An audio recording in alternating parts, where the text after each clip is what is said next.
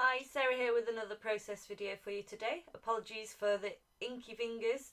I have literally tried to get that black ink off my hands, and every time I use it, it stays on for days. Does anyone else have that problem as well? It's a nightmare. So for this video, I am cutting out a large title using my Silhouette Cameo, which is going to read Om Nom Nom. It ends up reading just Om Nom because I have a bit of a mixed media disaster, but nothing too big, so I just end up using parts of it.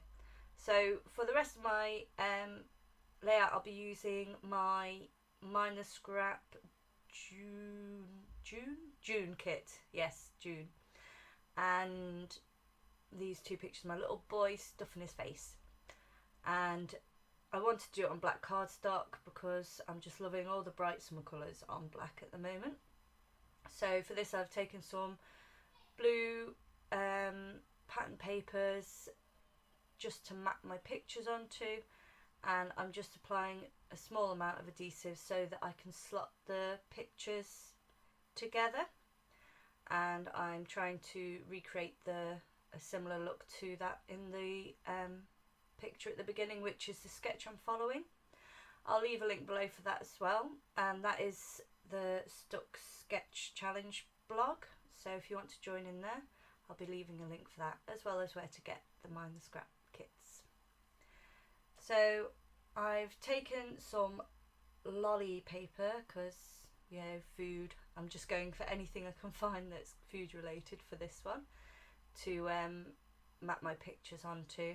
I already have in mind to do a really bright, bold title for this one as well. Similar to one I did previously, but I didn't film it, so this time I am filming how I created that style title. So as well as that lolly paper, adding in some of this floral paper, but I only use a little bit because why waste pretty paper if you think you're going to use it all. So I've just taken a few pieces just to make it look like it runs right the way through behind the photo. I'm adding a few strips at the top to mirror the main photo cluster, and I'm using my scallop punch just to add a bit of detail on there too. I'm following the sketch quite closely as far as the papers are concerned, and I do like to do this quite often. I just find it makes it so much easier to put a layout together, and then I can just concentrate on all the messy bits like all my ink sprays and things. And I like to also do my paper cluster first quite often, just but not glue it down, just so that I've got a good idea of where it's going to sit and where I need to add my mixed media afterwards. I do sometimes do it the other way around as well though. So I've pretty much decided how this is going to look, so I'm just adding on all my pieces, and then I'll usually take a picture as well when I'm pretty sure what I'm going to do. Excuse me. And then I will take off all the bits and bobs and work on my title. So I've taken 3 colours of Dylusions ink here. They are, bear with me, sorry for the noise, bubblegum pink, turquoise, vibrant turquoise, and whoops, everything's falling, lemon zest. And I'm just spritzing them down here. This is where I go a bit wrong. As you can see on the top ones, the colours have mixed all 3 together.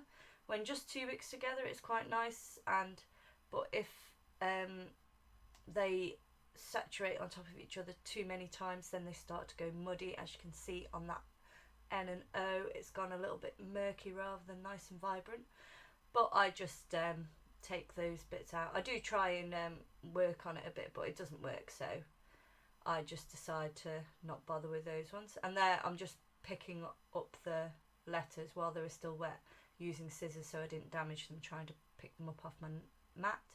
Just then I was just checking how they looked against my background. So here I'm just going to stick all my paper layers down because I know that these are not going to change and I don't need to put anything behind them. I think the only thing I add here is just some foam pad to the back of my photographs. And I also decide to add that extra little bit of scalloped to the bottom as well, just to mirror the top bit. So I'm just adding this on top of the scalloped, and I'm lining it up. So sometimes I like to line things up so that they are straight. Other times I don't bother. It depends if it's sitting against an edge, if it's going to be very obvious, if it's wonky, like when you have a white on a black cardstock, then it's quite obvious if it is wonky. So I do sometimes take the time to line them up perfectly straight. And here I'm just adding my foam to my pictures so that they pop up off the page a little bit. I'm also going to be adding foam to part of my title, so I didn't want the photos to be further back than the title at the top. So here I'm getting out all the goodies from my kit, and I'm going through all my stickers, finding anything food related basically. So I grab a few things off here, and I do get that banner because it goes really nicely, but I don't end up using it in the end. I also use one of the black cardstock stickers, which go nicely with the black, using a black background as well. And I make the most of that donut by cutting it in two so I can use it in two areas. So I had one piece down here, I had one piece up there, and then I just cover the edge where it's cut off with the pretzel. And then I add my lollies on here as well. And I think that's it. Oh no, I've got a couple of puffy stickers from my stash that went really well. There's a little donut and a pretzel and a little burger. So I just shoved them on there as well for good measure. And extra food pieces, because I'm never sure when I'm going to do a food layout, so I figure I may as well use them up as I think of using them in case I forget I have them and they get lost in the ether of my stash. So here, as you can see, I've just got the letters Om Nom now instead of the other ones as well, and I've also added some Heidi Swap colour shine over the top of my coloured letters to add an extra bit of shimmer, and I just use matching colours over the top. So I've glued down my background letters, which are slightly bigger than the ones that will be going on top, so I can offset them slightly so that they give a highlight sort of effect or shadow effect, whichever way around you want to look at it. And here I've just got some doodle bug designs, sequins, just to add a little extra pop of colour. And as you can see, I've just stuck lots of teeny weeny foam dots. Sorry, I couldn't film this properly because my head was in the way the whole time, because you have to be right over it to get them to sit properly. So it's just foam dots over the top of the white that was flat against the cardstock, and then I popped the coloured ones up off the top.